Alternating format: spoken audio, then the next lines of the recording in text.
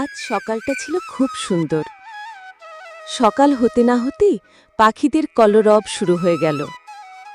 এদিকে মা পাখি তার বাচ্চাদের খাওয়ানোর জন্য ব্যস্ত হয়ে পড়ে। এরম সময় একটি কাক এদিক ওদিক ঘুরতে থাকে খাবারের খোঁজে।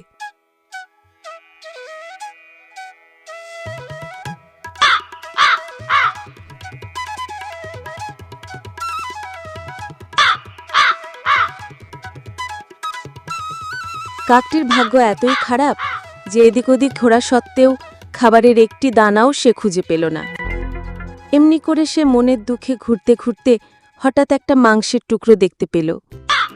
পাশাপাশি কেউ কোথাও নেই দেখে সে মাংসের টুকরোটি মুখে করে নিয়ে গাছের ডালে এসে বসল। এমন সময় একটি শিয়াল ওই গাছের নিচ দিয়ে হেঁটে যাচ্ছিল। কাকের মুখে মাংসের টুকরো দেখে শিয়ালার লোভ সামলাতে পারল না। আমার তো খুব খিদে পেয়েছে, আমি যদি ওই মাংসের টুকরোটা নিতে পারি তাহলে হয়তো কিছুটা ক্ষুধা মিটবে। কিন্তু কাক তো গাছের ডালে বসে আছে, আর সেখানে যাওয়াটাও সম্ভব নয়। সুতরাং একটা উপায় বের করতে হবে। চালাক শিয়াল কাকটিকে বলল, বন্ধু, তোমার ঠোঁট দুটো খুব সুন্দর,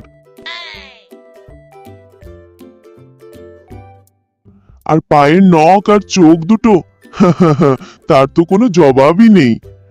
কিন্তু আমার খুব কষ্ট হচ্ছে যে তুমি কথা বলতে পারো না। তখন কাক মনে মনে ভাবল, বোকা শিয়াল হয়তো জানে না যে আমার কণ্ঠস্বর কত সুন্দর।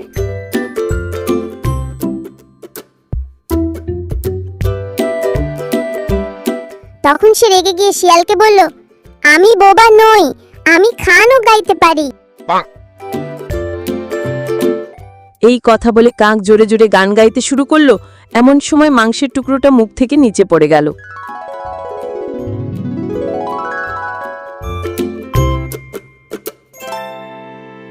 আর শিয়াল মহা আনন্দে মাংসের টুকরোটা নিয়ে সেখান থেকে চলে গেল। আর কাক গাছের ডালে বসে আফসোস করতে লাগলো।